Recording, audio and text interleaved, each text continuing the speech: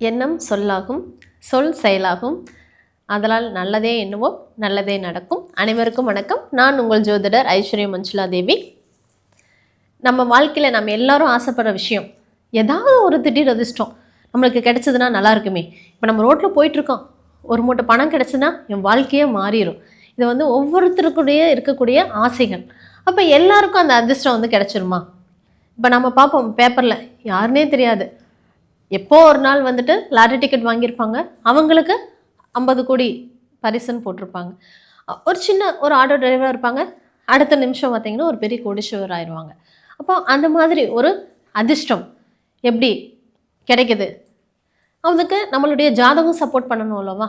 அப்போது நம்மளுடைய ஜாதகத்தில் அந்த திடீர் அதிர்ஷ்டம் யோகம் நமக்கு இருக்கா அப்படிங்கிறது தான் நம்ம இன்றைக்கி இந்த வீடியோவில் பார்க்க போகிறோம்.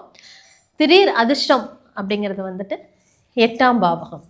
அப்போது அந்த ஃபஸ்ட்டு திடீர் அதிர்ஷ்டம்னா எந்தெந்த கேட்டகரியில் என்ன இருந்தால் அதை திடீர் அதிர்ஷ்டமாக கால்குலேட் பண்ணுவோம். ஏன்னா அதிர்ஷ்டங்கிறது 5ஆம் பாவகம். ஒருத்தருக்கு பிறந்ததில் இருந்தே நல்ல மனைவி, நல்ல படிப்பு, நல்ல தூக்கம் அப்படின்னு அனைத்து விதமான பண்புகளும் நன்மைகளும் கிடைச்சதுன்னா அவருக்கு 9ஆம் பாவகம் சிறப்பாக இருக்குதுன்னு அர்த்தம். 9ஆம் பாவகம் சிறப்பாக இருந்ததுனாவே அவங்களுக்கு பாக்கியங்கள் அனைத்துமே கிடைச்சிரும். அப்போது திடீர் ஒருத்தர் கஷ்டப்பட்டு வாழ்ந்துட்டு இருப்பார், ஒரு 2-3 வருஷத்தில் பெரிய ஒரு நல்ல பொசிஷனில் வந்துடுவார். அப்படி வர்றது தான் திடீர் அதிர்ஷ்டம். தன்னுடைய முன்னோர்களுடைய சொத்து நமக்கு கிடைக்கிறது. அதே மாதிரி பார்த்திங்கன்னா தத்து எடுத்திருப்பாங்க, அந்த தத்து எடுத்தவங்களுடைய சொத்தெல்லாம் நமக்கு கிடைக்கிறது. இப்போது திடீர் ஒரு லாட்ரி வாங்கினா அது மூலிமா கிடைக்கக்கூடியது ஒரு திடீர் அதிர்ஷ்டம்.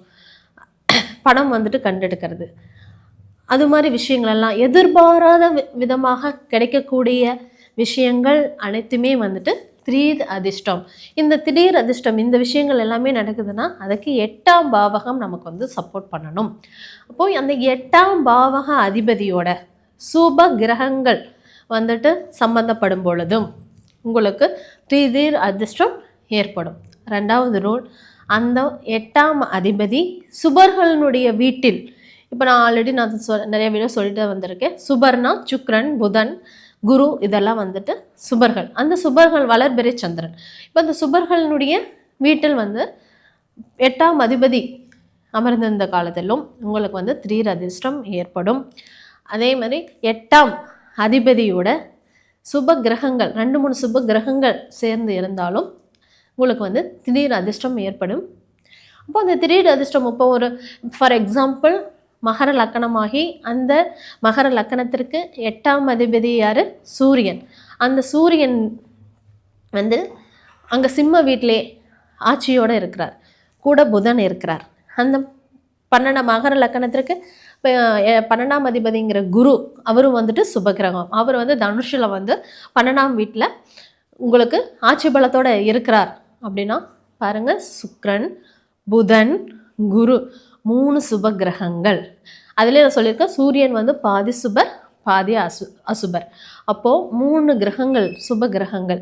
அதே மகர லக்கணமாகி அது கும்ப ராசியாக இருந்துச்சு அப்படின்னாலும் அவர் பார்த்திங்கன்னா 5 சுப கிரகங்களுடைய தொடர்பு 8ஆம் இடத்தோட தொடர்பாகிறது.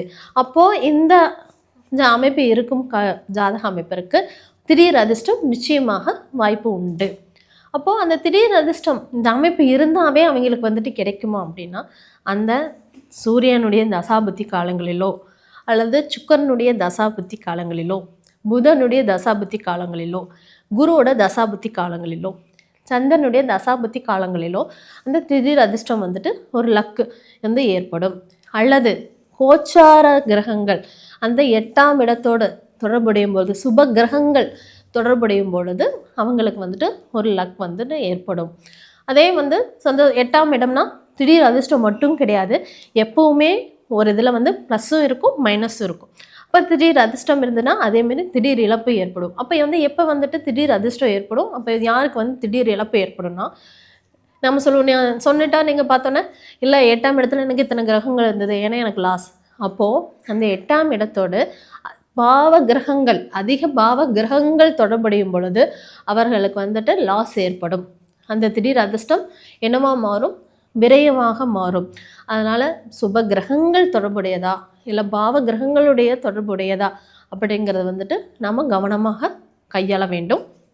8ஆம் இடத்தோடு சுப கிரகங்கள் பார்வையோ சேர்க்கையோ, அதே மாதிரி சுப கிரகங்களுடைய தசா புத்தி காலங்களில் அவர்களுக்கு திடீர் அதிர்ஷ்டம் வந்து ஏற்படும்.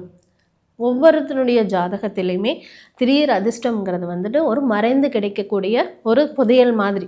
புதையல்ங்கிறது தான் வந்து நம்ம திடீர் அதிர்ஷ்டம் சொல்லுவோம். அது நம்மளுடைய முயற்சிகள் நம்ம வந்து தொடர்ந்து செஞ்சாவே வந்துட்டு அதிர்ஷ்டம் கிடைக்கும். அந்த அதிர்ஷ்டத்தை நல்ல விதமாக பயன்படுத்தணும்னா அது வந்து திடீர் அதிர்ஷ்டமாக ஒரு நல்ல விதமான விஷயமாக நம்மளுக்கு வந்து மாறும். அதுக்கு முன்னோர்களுடைய ஆசீர்வாதமும் அது நம்மளுடைய முயற்சியும் கிரகங்களினுடைய சுப கிரகங்களினுடைய சப்போர்ட்டும் இருந்தால் நிச்சயமாக நடைபெறும். மீண்டும் ஒரு நல்லதொரு பதிவில் சந்திக்கலாம். நன்றி. வாழ்க வளமுடன்.